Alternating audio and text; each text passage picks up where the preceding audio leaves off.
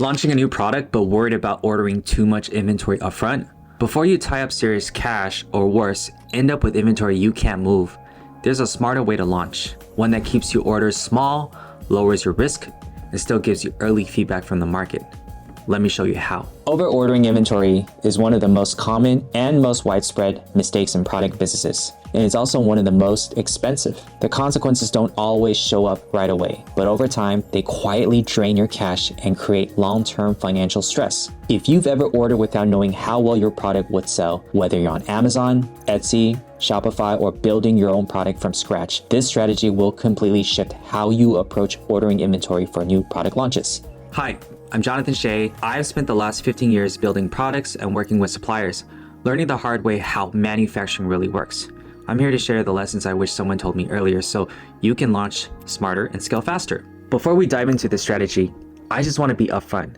Please stick through this video, even if you have to speed it up. The strategy I'm about to share could help you avoid one of the biggest mistakes in product-based businesses. I've seen this lead to cash flow issues, long-term financial stress, and in some cases, companies shutting down or getting sold at a discount.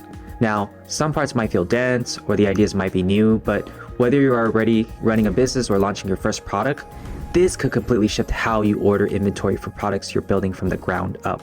This video is especially for those developing products from scratch, starting with an idea and bringing it to life. My hope is that this video helps you avoid the financial headaches that comes from sitting on inventory you can't sell. Because at the end of the day, getting stuck with inventory you can't sell becomes a burden on your business. It eats up your time and attention just trying to move it.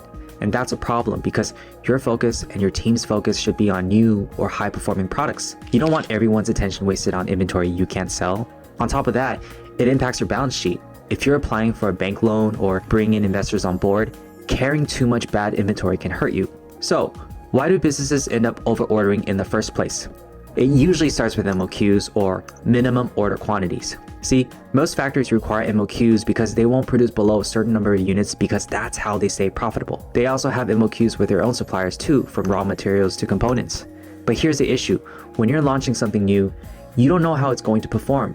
You might not have sales or even customers yet. So placing an MOQ order without real data, that's a risky move. If it doesn't sell, you're left with inventory and all the added costs that comes with it, shipping, storage, and the time spent managing it. Worst of all, your cash gets tied up, money that could have gone into marketing, other products, or building your team. Now, I know this video focuses a lot on MOQ, but what we're really talking about is risk management, specifically with your inventory and finances. It's about buying smarter. Instead of committing upfront to more inventory, you can start smaller by using the strategies I'm going to lay out. So, how do you avoid getting locked into a large MOQ before you even know if your product will sell? That's where the pilot run strategy comes in.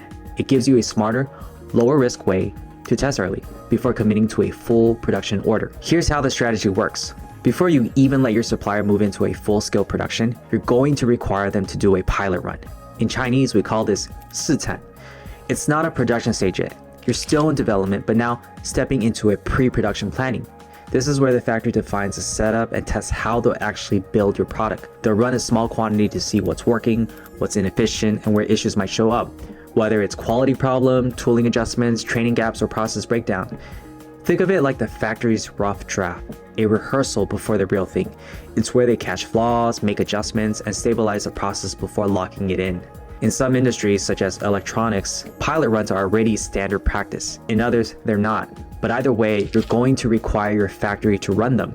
You make it clear, we need to do a pilot run before a full production can move forward. Now, here's where the loophole comes in. Since a pilot run is still part of the development phase and the factory is still fine-tuning the setup, they're not going to produce large quantities at this stage. And that's how you piggyback off the pilot run to make small quantities without dealing with MOQs. Your supplier knows it makes sense because it falls under pre-production, not formal production. And this is where you use the loophole to your advantage. By bringing in smaller quantities, you now get to test the markets and do a soft launch. You can try different variations like colors, sizes, or styles and see what actually performs. In other words, you are de-risking by starting small. And once you've gathered some early data, you'll be able to drop what's not working and feel more confident when it's time to commit to MOQ. So, how do you follow through with this loophole? You place a formal order for the pilot run, but at a much smaller quantity, one that you dictate. Remember, pilot runs are still part of the development phase, not considered full production. So suppliers won't enforce their standard MOQ. Now, you might need to go through multiple rounds of pilot run depending on how complex your product or production process is, and that's completely normal. If you expect the early rounds to have a lot of issues, just keep the quantities low.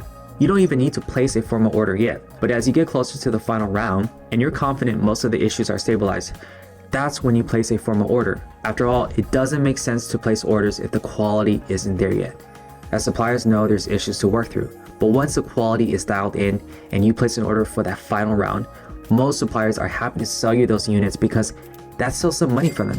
And that becomes your first real inventory, because by then, the process is locked in and you've worked around the MOQ requirement. There's also a hidden benefit to doing a pilot run, and most people miss this. When you place a formal pilot run order, you're not just testing the product, you're also getting the factory to start setting things up behind the scenes.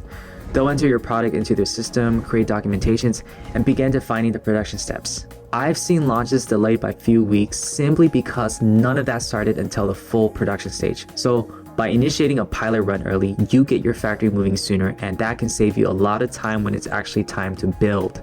The problem I see is that most businesses don't de-risk upfront. They skip early validations to see if the product can actually perform and just jump straight into ordering production MOQs. That leads to a few common scenarios. First, they bring in MOQ and later realize there just aren't enough customers. Sales are slow, then it takes too long to move the inventory. Second, as inventory eventually sells down, they need to replenish, but that means reordering at MOQ. The problem is the product's moving slowly, only a handful of customers are buying, and they don't want to lose that peg space. So they feel stuck, and instead of making a harder call, they just reorder another MOQ because it feels like the easier decision. But now, they're just tying up more cash in unproductive inventory. But what they're really doing is just kicking the can down the road. At some point, they'll have to stop ordering it because the product keeps underperforming. And third, they bring in MOQ and nothing moves. The product just sits there as dead weight. Now, imagine if you had solid data from the start and you were strategic about only bringing in inventory and MOQ that showed promises.